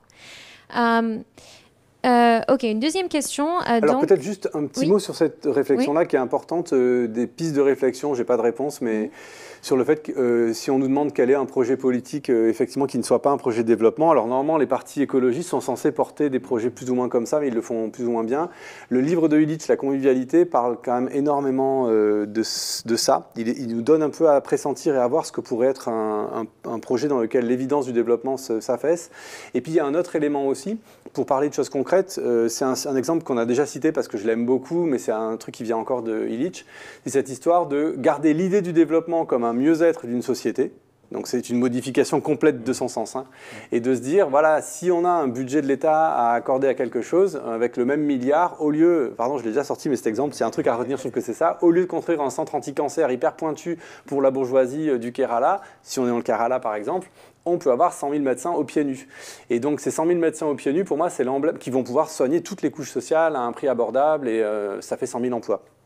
Et je trouve que c'est un très très bel exemple pour ce que pourrait être la tonalité de ce que pourrait être un projet politique de la convivialité, un projet politique illichien. Ce n'est pas un projet politique où on casse les rêves, où tout d'un coup on casse les espoirs. Au contraire, c'est vraiment quelque chose, un projet politique au sens le plus beau et fort du terme, du soin mutuel pour tous. Parce que, je veux dire, Truman vendait du rêve en 1949, il faut que l'écologie politique vende aussi du rêve dans sa société de la subsistance rénovée. Et donc, on a beaucoup parlé des villes pour citer des exemples de contre-productivité. Et donc, on a une question qui... voilà, donc quelqu'un dans le chat qui demande quels sont les effets de l'urbanisation sur les modes de vie dans les sociétés industrielles. Et j'ajouterais, est-ce que le fait urbain est forcément industriel ou un produit de la société industrielle et comment savoir quand l'urbanisation atteint un point de contre-productivité ou est-ce que c'est toujours contre-productif? Ouais, alors ça c'est un point majeur du discours de Sébastien Marot qui sera probablement avec nous en octobre, on l'espère, pour assurer une session entière à notre place, ça vous changera un petit peu de voir quelqu'un d'autre.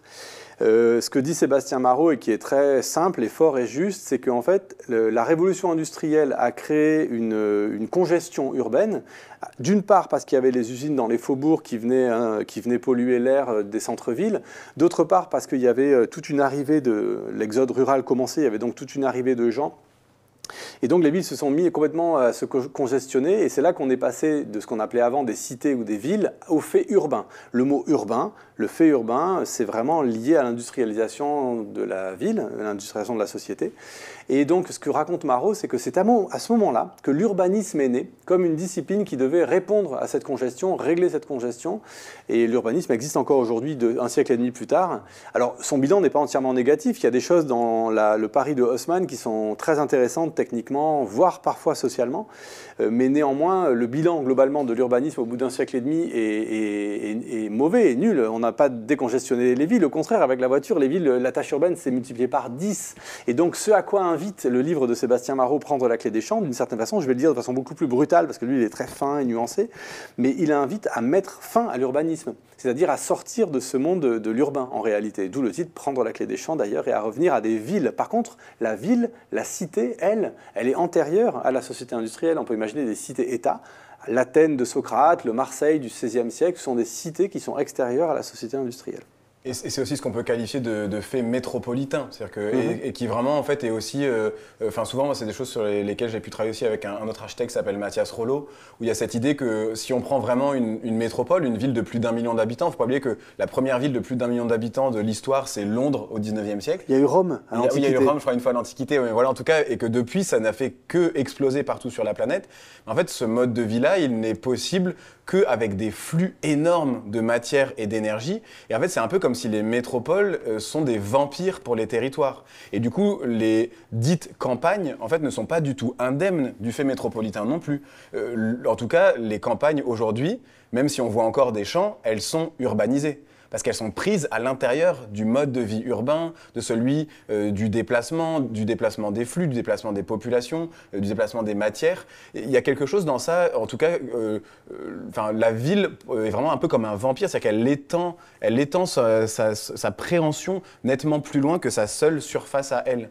Et elle crée énormément de déchets en retour. Ça, il y a un moment où, en tout cas, ça, c'est une vraie bascule. On prendra le temps d'en rediscuter dans la séance du second semestre. Mais en effet, voilà, il faut quand même faire la distinction entre villes. Enfin, des villes peuvent exister en dehors des sociétés industrielles. Il y en a eu des tas. Mais aujourd'hui, de nos jours, voilà, ça devient de plus en plus rare. Et surtout, on a des villes qui sont des villes énormes et qui s'appuient sur des énergies fossiles qui, elles, sont directement liées aux faits industriels. Ouais. Voilà, merci à tout le monde pour leurs questions. Juste une dernière remarque qui nous demande si la biorégion fait partie de nos solutions inspirantes. Oui, et on aura l'occasion d'en parler, notamment dans la session avec Sébastien Marot. On y reviendra. Merci. Merci beaucoup. Bonne journée. Prochaine session le 16 septembre donc. Merci.